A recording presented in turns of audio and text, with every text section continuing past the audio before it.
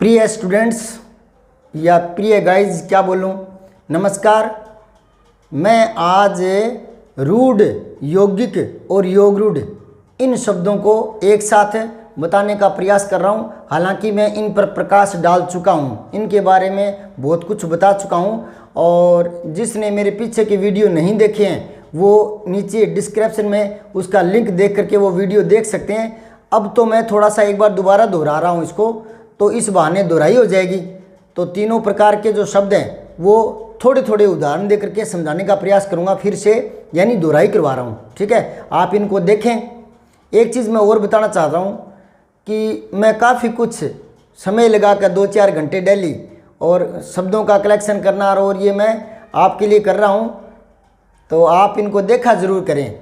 एक बात और बताना चाहता हूँ कि मेरे वीडियो अगर आप शुरू से आखिर तक कुछ देखेंगे तो उनमें बीच में कहीं ना कहीं कुछ हटकर कोई नई बात, कोई नई जानकारी दिया करता हूँ। जैसे ही वो प्रसंग में कोई बात आ जाती तो मैं बीच में बता दिया करता हूँ। तो कंटिन्यूटी के साथ अगर आप देखते जा रहे हैं तो बहुत सारा व्याकरण आप सीख जाएंगे, समझ पाएंगे।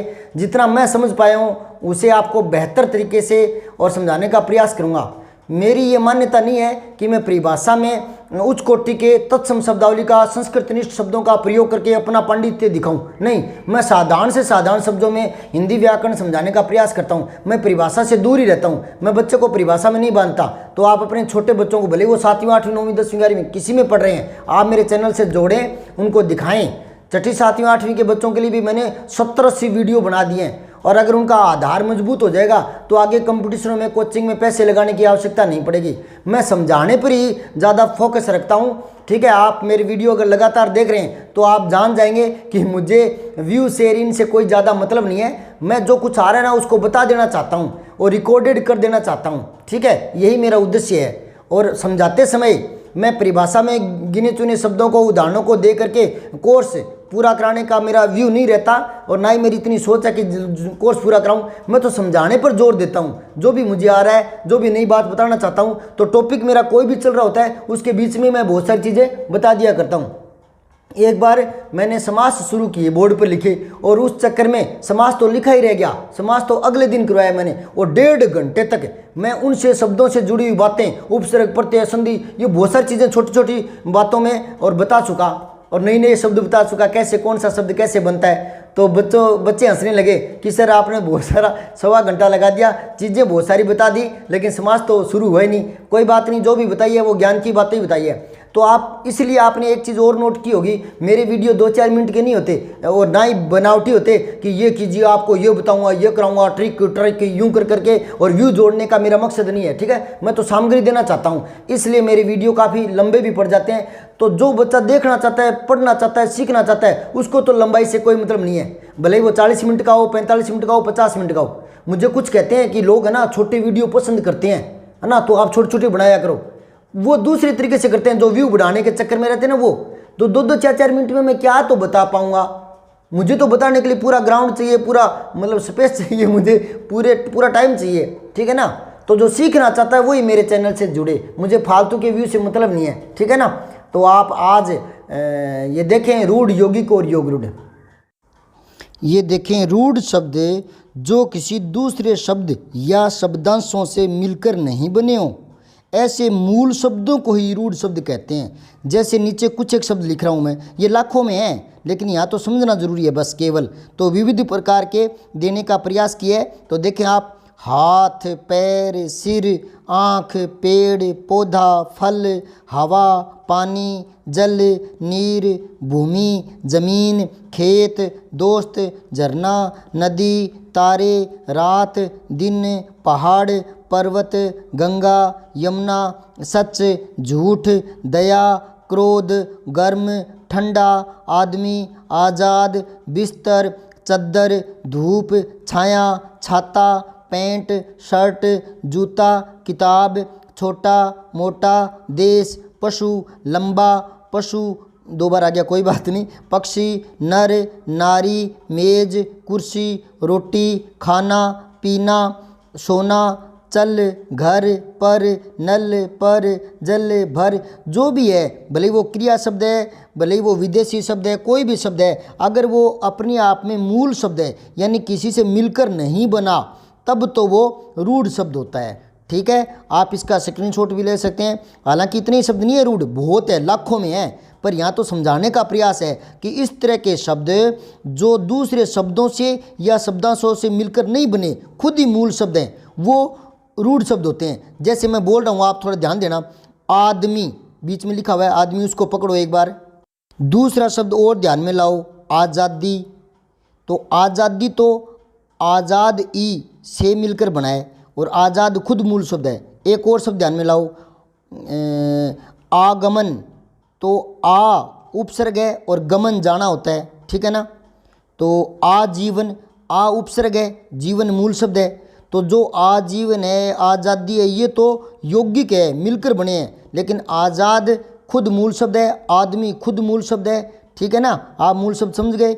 अभी रूढ़ और यौगिक बताने वाला हूँ, तो आप उनको और समझ जाएंगे। देखें, ये देखें, यौगिक वे शब्द जो किसी अन्य शब्द या शब्दांशों के योग से बनते हैं। योग प्लस में इक, यौगिक। जैसे धर्म प्लस में इक, धार्मिक, ऐसे बनते हैं ना, उसी प्रकार से ये योग से बना है। तो योग प्लस में इक, यौगिक। यौगिक का मतलब है जो शब्द दूसरे शब्दों के साथ मिलकर या शब्दांशों के साथ मिलकर बनते हैं। तो इससे आप ये समझें कि उपसर्ग से बनने वाले, प्रत्यय से बनने वाले, संधि से बनने वाले और समास से बनने वाले सारे शब्द यौगिक श्रेणी में आ जाते हैं। और संकर जो शब्द होते हैं वो भी क्या है, यौगिक में ही माने जाते हैं। ठीक है, समास में एक बहुरी समास है, उस पर और चर्चा करेंगे आगे, वो योग रूढ़ में आएंगे। तो यहाँ एक बार यौगिक शब्दों को देखें आप, आजीवन, आगमन, प्रतिदिन, हर रोज, उपयोग, उपदेश, यथाशक्ति, यथाशीघ्र, प्रत्येक, प्रति एक। यहाँ दो शब्द जुड़े हुए हैं, यानी दो शब्द हो या एक शब्द एक शब्दांश हो, तो ये वाले तो उपसर्ग से बनने वाले हैं। अभी जो ऊपर वाली लाइन बोली है उपसर्ग से बनने वाले हैं, भले ही उपसर्ग से बने भले ही प्रत्यय से होते हैं, वो यौगिक है। आगे और देखें, असफल, अन्याय, असत्य, निडर, निबंध, विफल, वियोग, विभाग, विमान, सम्मान, संदेश। तो संदेश एक शब्द नहीं है, ये दो से मिलकर बना है। जैसे सम प्लस में देश, तो सम उपसर्ग है, ठीक है ना। संचार, संयोग, सहयोग, है ना। दुर्भाग्य, तो दुर प्लस में भाग्य, सौ प्लस में भाग्य, दुर्घटना, दुर प्लस में घटना। तो ये दो शब्द, ये उपसर्ग से बने हुए शब्द बोल रहा हूँ मैं अभी। दुर्जन, धनवान, अब ये प्रत्यय जुड़ गया, वान लास्ट में, धन मूल शब्द है और वान प्रत्यय जुड़ गया। तो ऐसे शब्द देखें, धनवान, रूपवान, गुणवान, धार्मिक, ये इक जुड़ गया इसमें। सामाजिक, आर्थिक, दैनिक, दैनिक में मूल शब्द तो दिन है और इक जुड़ गया तो हो गया दैनिक। ऐसी अर्थ, अर्थ बोलते हैं पैसे को, तो अर्थ प्लस में इक, आर्थिक हो गया। तो दो से मिलकर बनते हैं, वो यौगिक होते हैं। आर्थिक मूल शब्द नहीं है, मूल शब्द तो है अर्थ, इक जुड़ा है तो आर्थिक हो गया। इस प्रकार जो शब्दों से या शब्दांशों से मिलकर बनते हैं वो यौगिक होते हैं। राजनीति, भारतीय, तो भारत प्लस में ई है, ठीक है। जापानी, जापान प्लस में ई, इसमें बड़ी ई प्रत्यय जुड़ गया। चीन प्लस में ई, समझ गए। तो ये जो भले ही प्रत्यय जुड़े भले ही उपसर्ग, ये यौगिक बन जाते हैं। जागृति, भड़काऊ, आऊ प्रत्यय जुड़ गया। बिकाऊ, टिकाऊ, भड़कीला, इला प्रत्यय जुड़ गया। चमकीला, चमकीला में मूल शब्द चमक है, ठीक है ना। रंगीला में रंग है और इला प्रत्यय है। प्रत्यय समझ गए, जो लास्ट में शब्दांश जोड़ते हैं।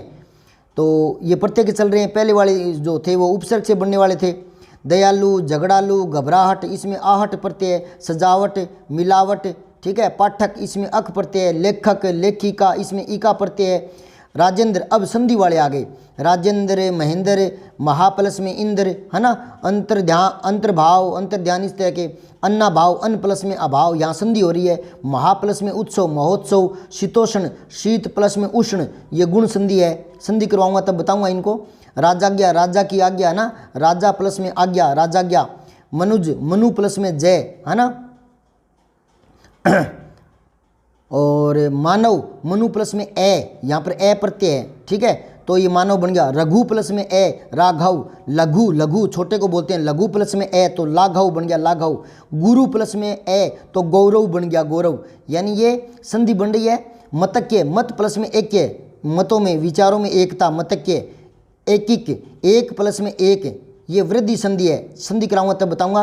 तो ये मिलकर बने हुए शब्द हैं। मनोहर, मनः प्लस में हर, तपोवन, तपह प्लस में वन, अत्यधिक, अति प्लस में अधिक, अत्यंत, अति प्लस में अंत, अत्याचार, अति प्लस में आचार। तो ये संधि से बनने वाले शब्द हैं। भले ही संधि से बने, उपसर्ग से, प्रत्यय से, सारे यौगिक ही होते हैं। लघुत्तर, लघु प्लस में उत्तर, दीर्घ संधि। प्रातःकाल, नमस्कार, नमः प्लस में कार। अब ये राजस्थान, राजस्थानी, राजधानी, राजपूत, देवदूत, गंगा जल, ये है समास से बने हुए सामासिक शब्द है। ये गंगा जल, मतदाता, भीड़ भाड़, धड़ाधड़, रोज रोज, बार बार, बारंबार, चराचर, रातों रात, दिन भर, राजमहल, कन्यादान, जीवन भर, नील गाय, नीलांबर, पीतांबर, कमल, कर कमलों, है ना, चरण कमल। यहाँ ये सब दोबारा आएगा एक बार, पीतांबर देखना, ठीक है ना। आगे और आएगा, योग रूढ़ में आएगा ये, ठीक है ना। लेकिन यहाँ ये यौगिक का काम करे, क्योंकि पीत, अंबर, अंबर, अंबर आकाश को भी बोलते हैं और अंबर वस्त्र को भी बोलते हैं, पीत पीले को बोलते हैं। तो पीला वस्त्र अगर अर्थ है ना, तो ये यौगिक है, ठीक है। आगे देखें, चतुर्भुज, ये आगे भी आएगा योग रूढ़ में, लेकिन यहाँ चतुर्भुज जो चार भुजाओं की आकृति है उसके बारे में है, तो ये यौगिक है। त्रिभुज, त्रिदेव, चौमासा, चौकोर, चौपाया, ये कोई ना कोई शब्द या शब्दांशों से मिलकर बनते हैं, तो ये यौगिक है। दोपहर, रात रानी, अन्न जल, धन्यवाद। समझ में आई बात है। आगे और सुनिए एक बार, मैंने ऊपर भी लिख दिया है, नीचे दोबारा लिख रहा है। रेलगाड़ी, बस अड्डा, लाठी चार्ज, जेल यात्रा, नज़रबंद, पत्ता गोभी, बम वर्षा, आंसू गैस, जच्चा बच्चा, फिल्मोत्सव आदि संकर शब्द भी यौगिक ही होते हैं। संकर बताया हुआ है मेरा पिछले वीडियो में, जो दो विभिन्न भाषाओं से, जैसे रेल अंग्रेजी का है RAIL और गाड़ी हिंदी का है, बस BUS अंग्रेजी का है, अड्डा हिंदी का है, लाठी हिंदी का है, चार्ज अंग्रेजी का है, जेल यात्रा, है ना। तो इस प्रकार जो संकर शब्द हैं वो भी यौगिक में आ जाते हैं, ठीक है। अब आगे और देखें, योग रूढ़ ऐसे शब्द जो देखने में यौगिक प्रतीत होते हैं पर अर्थ में रूढ़ बन जाते हैं। देखो मैंने नई परिभाषा लिखी है, ऐसी परिभाषा गाइडों में नहीं है, किसी भी गाइड में ये वाले शब्द नहीं मिलेंगे। कई बार क्या होता है, परिभाषा समझ में नहीं आती, और कई बार परिभाषा समझ में नहीं आती तो उदाहरण देने से वो चीज़ समझ में आ जाती है, और कई बार परिभाषा समझ में आ जाती है लेकिन जब उदाहरण देते हैं तो वो मेल नहीं खाता या ध्यान में नहीं आता, तो फिर वो चीज़ ही भूल जाते हैं, समझ में नहीं आती। तो यहाँ मैंने परिभाषा में एक दो शब्द जोड़े हैं ताकि थोड़ा सोचने का व्यू बदल जाए, और सोचने का व्यू बदलते ही कोई चीज़ ध्यान में आ जाती है। तो योग रूढ़, इस शब्द को देखो आप, योग रूढ़ ऐसे शब्द जो देखने में तो यौगिक लगेंगे, यानी दो मिलकर बने हुए ऐसे लगेंगे यौगिक, और अर्थ के आधार पर वो रूढ़ बने होते हैं। रूढ़ का मतलब है सामान्य अर्थ की बजाय एक विशेष अर्थ देंगे, एक अलग विशेष अर्थ देंगे। तो एक आगे ना, तो रूढ़ एक शब्द ही होता है, मूल शब्द ही होता है ना। तो यहाँ मैंने एक को इन्वर्टेड कोमा में डाला है ताकि आप समझें कि वो रूढ़ की तरह लगेगा, ठीक है ना, और वैसे यौगिक दिखेगा, अर्थ में वो रूढ़ की तरह नजर आएगा। तो योग रूढ़ शब्द देखें आप, वे शब्द जो विशेष अर्थ देते हैं, जैसे पंकज, पंख कीचड़ को बोलते हैं, पंख प्लस में जय, जय होता है जन्म लेने वाला, ठीक है ना। तो यहाँ पंकज कमल को कहते हैं, वैसे इसका सामान्य अर्थ क्या होगा, पंख प्लस में जय, यानी कीचड़ में जन्म लेने वाला। तो कीचड़ में जन्म क्या लेता है, कीचड़ में बदबू पैदा होती है, कीचड़ में कीड़े मकोड़े भी पैदा होते हैं, और कीचड़ में कमल भी पैदा होता है। लेकिन हमने बदबू, कीड़े मकोड़े उनको नहीं लिया, कमल को ले लिया। तो जिनका सामान्य अर्थ छोड़ करके विशेष अर्थ ले लेते हैं वो योग रूढ़ होते हैं। ऐसी देखो जलज, तो इसका अर्थ क्या है, जल प्लस में जय, जय होता है जन्म लेने वाला। तो यहाँ जल प्लस में जय यानी जल में जन्म लेने वाला। तो जल में तो क्या क्या जन्म लेते हैं, सिप्पी, घोंगे, मछली, ये जल में जन्म लेती है ना, है ना। फिर भी हमने जलज कहते ही सिप्पी, घोंगे, मछली इनका नाम नहीं लिया, कमल का ले लिया। यानी जो सामान्य अर्थ छोड़कर विशेष अर्थ में आ जाते हैं वो योग रूढ़ होते हैं। ऐसी देखो एक दंत, तो यहाँ ना तो वन, ONE वन, एक गिनती की बात नहीं है, दंत टीथ, दांत, दांतों से मतलब नहीं है, अलग अर्थ ले लिया विशेष, वो है श्री गणेश। एक दंत कहते ही विशेष अर्थ आ जाता है। तो जिन शब्दों का विशेष अर्थ आता है यानी बहुव्रीहि समास वाले शब्द, वो योग रूढ़ कहलाते हैं। लंबोदर श्री कृष्ण, श्री गणेश के लिए आता है। चंद्रशेखर शिव जी के लिए आता है, शिव भगवान, ठीक है। त्रिनेत्र शिव जी के लिए। पीताम्बर, अगर हम पीला वस्त्र ना बोलें, पीताम्बर कृष्ण के लिए कहें तो ये योग रूढ़ बन जाता है। अब प्रश्न ये है कि सर अगर दोनों आए तो किसको करेंगे, है ना। तो ये मैं प्रश्न बनाकर समझाऊंगा जब मैं पेपर लूँगा, ठीक है। चतुर्भुज विष्णु भगवान के लिए आता है, और अगर आकृति वाले चतुर्भुज को बोलते हैं फिर ये यौगिक में आ जाएगा। लेकिन यहाँ विशेष अर्थ निकल रहा है, चार भुजाधारी विष्णु भगवान को कहते हैं। तो ये योग रूढ़ बन गया। वीणा पाणी, तो वीणा और पाणी, पाणी होता है हाथ, दोनों से मतलब नहीं है। सरस्वती, माँ सरस्वती से मतलब है, विशेष अर्थ में ले लेते हैं वीणा पाणी को मिलाकर, तो ये योग रूढ़ बन गया। वीणा वादिनी सरस्वती माँ, गजानन श्री गणेश, पंचानन भगवान कार्तिकेय, चतुरानन भगवान ब्रह्मा जी। अब देखें एक प्रश्न, बेवजह मुझ पर लाल पीला होना गलत बात है, ये एक वाक्य है। अब इसमें रेखांकित यानी जो लाल पीला इन्वर्टेड कोमा में ले रखा है, तो उसमें पूछा है कि वो कैसा शब्द है, तो ए में दे रखा है रूढ़, नहीं रूढ़ तो नहीं है, दो मिले हुए दिख रहे हैं, सामने दिख रहे हैं ना, तो रूढ़ थोड़ी है। रूढ़ तो वो होता है जो किसी से मिलकर नहीं बना होता, तो लाल पीला तो अलग अलग दिख रहे हैं, तो ये यौगिक में आता है। लेकिन यौगिक भी नहीं है, क्यों? क्योंकि अब इसका विशेष अर्थ निकल गया। अगर अलग अकेला पड़ा होता ना लाल पीला, तो इसका अर्थ होता लाल और पीला, तब तो ये यौगिक होता। लेकिन वाक्य में आ गया ना, तो इन दोनों का विशेष अर्थ निकल गया। लाल पीला होने का मतलब है क्रुद्ध होना, क्रोधित होना, क्रुद्ध है ना, क्रोधित होना कि गुस्से में होना, तो फिर अलग अर्थ आ गया, तो ये योग रूढ़ में माना जाएगा। समझ गए ना आप? मैंने यही कहा था कि मैं वीडियो बनाते समय बीच में कोई ना कोई अलग नई चीज़ बता देता हूँ, वो कब बताता हूँ ये तो प्रश्न के साथ ही निर्भर है। इसलिए आप शुरुआत देख करके बंद मत किया करें, कहीं ना कोई नई चीज़ मिल जाएगी आपको, ठीक है ना। मैं प्रश्न बनाकर समझा दिया करता हूँ, ये प्रश्न किसी गाइड से नहीं चुराया हुआ, समझाने के लिए मैंने बनाया है। मैं इसी प्रकार के प्रश्न बनाता हूँ ताकि कोई कन्फ्यूजिंग है वो भी समझाते समय क्लियर कर दूँ, ठीक है। तो यहाँ इसका सही उत्तर हो गया। अब दूसरा प्रश्न देखें, निम्नलिखित में से योग रूढ़ शब्द कौन सा है? योग रूढ़, तो जो विशेष अर्थ निकले, तो यहाँ कई बच्चे भ्रमित हो जाएंगे। त्रिशूल, नहीं ये तो यौगिक है। त्रिशूलधारी, तो लोग इसका अर्थ निकालेंगे, क्या निकालेंगे? शिव जी। ऐसे अर्थ नहीं निकालना, शब्द यही है त्रिशूलधारी, त्रिशूल को धारण करने वाला, तो ये यौगिक में आएगा। जटाधारी, जटाओं को धारण करने वाला, ठीक है ना। ऐसे अर्थ नहीं लेना, ऐसे तो प्रत्येक शब्द के अर्थ तो होंगे, एक एक शब्द के तीन तीन अर्थ मिल जाएंगे आपको, नहीं मिल जाएंगे क्या?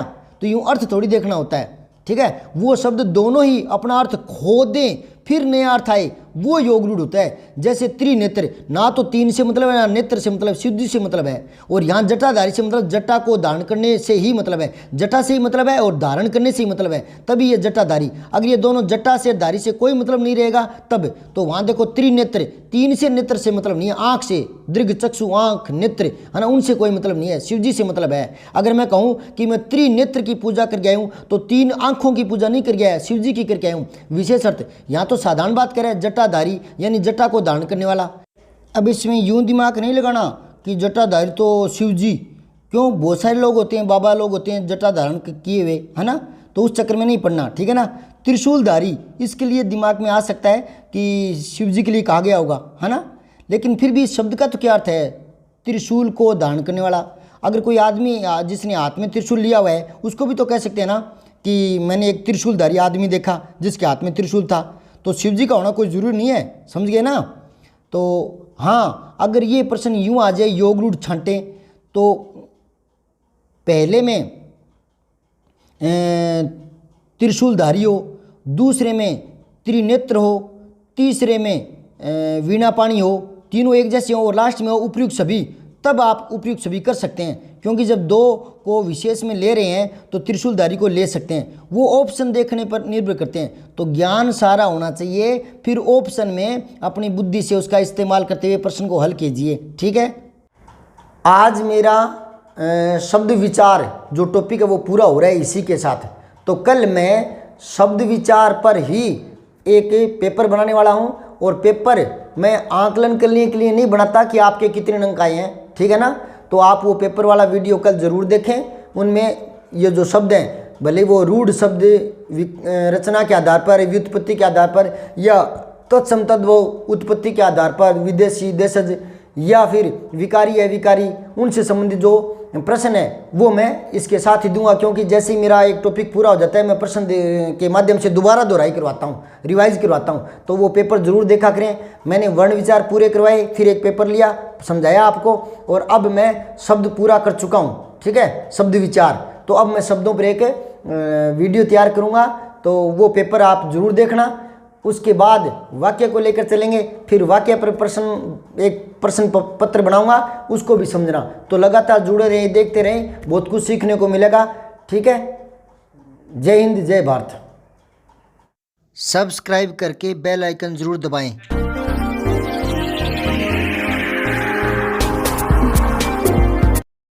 जय हिंद, विजय हिंदी।